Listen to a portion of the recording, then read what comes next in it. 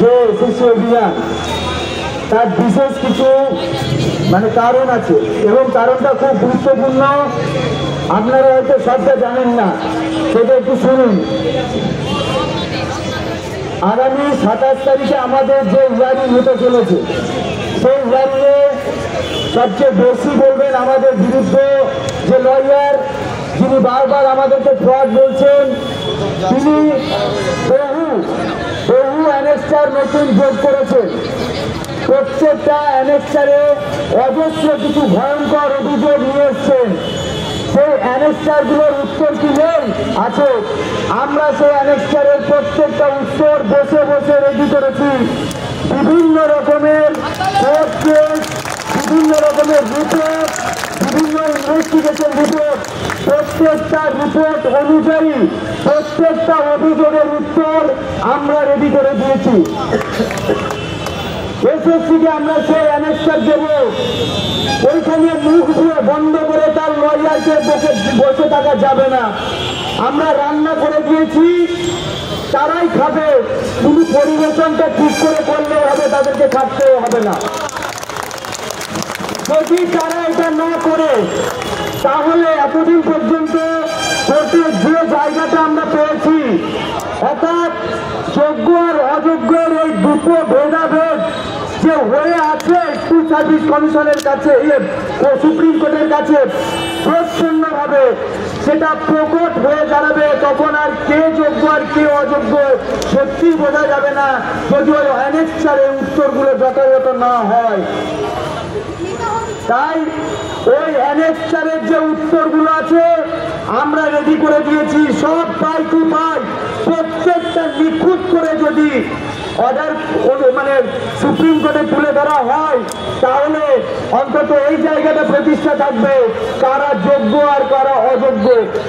আপনারা আরো একটা জিনিস জেনে রাখুন, প্রত্যেকটা পার্টিকে আগের দিন সিবিআইকে একটা রিপোর্ট পেশ করতে বলা হয়েছিল। আমাদের লয়ারও সেই রিপোর্ট পেয়েছে।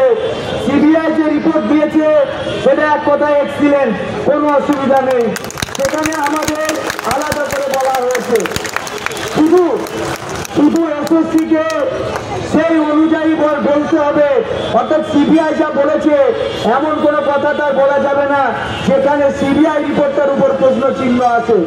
কারণ যারা টেন্টেডের লয়ার, যারা ওই দিন থেকে যে লয়ার বারবার প্যানেল ক্যান্সেল করতে বলছেন, তাদের যে লয়ার তারা প্রত্যেকে এমন কিছু মন্তব্য করছেন যাতে সিবিআই রিপোর্টটাকে ভুল প্রমাণ করা যায় এবং আমাদেরকে কোনোভাবে মিশিয়ে দেওয়া যায়। আমরা সেটা হতে দেব না। এসএসসি যদি তার স্ট্যান্ড পয়েন্ট রেডি রাখে, ঠিক রাখে, আমাদের পক্ষে এসএসসিকে বলতে হবে না, এসএসসি সত্যটা বলুক। কে বলেছে আমার পক্ষে বলতে থাকে? এসএসসিকে আমার পক্ষে বলার দরকার নেই, এসএসসি সত্য কথাটা বলবে। এসএসসিকে আমার পক্ষপাতিত্ব করার দরকার নেই। এসএসসি যদি সত্য কথাটা বলে তাহলে আমাদের পক্ষে বলা হবে, আর যদি সত্য কথাটা না বলে তাহলে পক্ষপাতিত্ব করবে এসএসসি এবং পক্ষান্তরে দুর্নীতিগ্রস্তদের কথা বলবে। এখন এসএসসিকে ঠিক করতে হবে যে কার কথা বলবে। যাদেরকে তারা সঠিকভাবে রেকমেন্ডেশন দিয়েছে তাদের কথা বলবে, নাকি যাদেরকে তারা ব্যাকডোর রিক্রুটমেন্ট করেছে তাদের কথা বলবে। আমরা অনেক দিন ধরে একটা শান্তিপূর্ণ অবস্থান আন্দোলন চালিয়েছি। পশ্চিমবাংলার মানুষের কাছে আমরা তুলে ধরতে চেয়েছি যে সিবিআই ইনভেস্টিগেশনের যে রিপোর্ট 8.5 এবং 13.47 নবম থেকে দ্বাদশ স্তরে এই তার দুর্নীতির পরিমাণ, অর্থাৎ 92 এবং 86% যে শিক্ষক শিক্ষিকা নোটের উপরে তাদের বিরুদ্ধে কোনো অ্যালিগেশন নেই। এসএসসি সেটাকে ভেরিফাই করেছে, হাইকোর্টে থাকাকালীন 17C তাদের উপর প্রয়োগ করেছে, এসএসসি সেগুলো মেনেও নিয়েছে। কিন্তু আজকেও যেন তার সেই স্ট্যান্ডটা থাকবে, এসএসসি আজকে যেন আগের দিনের মতো দোলাচল নীতি না গ্রহণ করে, তাহলে তার পরিণতি ভয়ঙ্কর হবে। তার কারণ আমাদের জীবন জীবিকা নিঃশেষ হলে আমরা কাউকে ছেড়ে কথা বলতে পারি না। মানুষ মানুষ তার মৌলিক অধিকারের উপর জীবন্ত আছে, খাদ্য বস্ত্র বাসস্থানের উপর জীবন্ত আছে।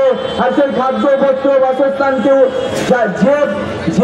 যে জিনিস আমাদের যোগান দেয় সেটা হচ্ছে আমাদের একটা সম্মানজনক কাজ, চুরি ডাকাতির কাজ নয়। আমরা সেটা সম্মানজনক কাজ করি। সেই সম্মানজনক কাজ যদি আমাদের কাছ থেকে যায়, আমাদের মৌলিক অধিকারের উপর হাত করে, তাহলে মৃত্যুটা আমাদের কাছে কোনো ব্যাপার না। তাই আজকে আমরা এসএসসির কাছে যাব এবং আমরা অবশ্যই সেই অ্যানেক্সটারটার রিপ্লাইও তাদের কাছে দেব।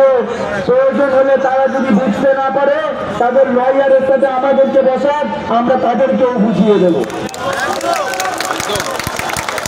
সুতরাং আমাদের একজন সহযোদ্ধা, আপনারা জানেন, দুঃখজনক হলেও সত্য, যে একজন সহযোদ্ধা যে ওয়াই চ্যানেলে আন্দোলন করছিল, বাড়িতে গিয়ে তো সে আকস্মিকভাবে মৃত্যু বরণ করলো, তিনি মারা গেলেন।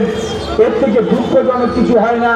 মানে আমাদের মধ্যে থেকে প্রথম একজন বলি হলেন, তাকে ওয়াই চ্যানেলে এইভাবে এসে হতাশা নিয়ে যন্ত্রণা নিয়ে তাকে মরতে হতো না, যদি আজকে ওই অবস্থাটা এসএসসি না করতো।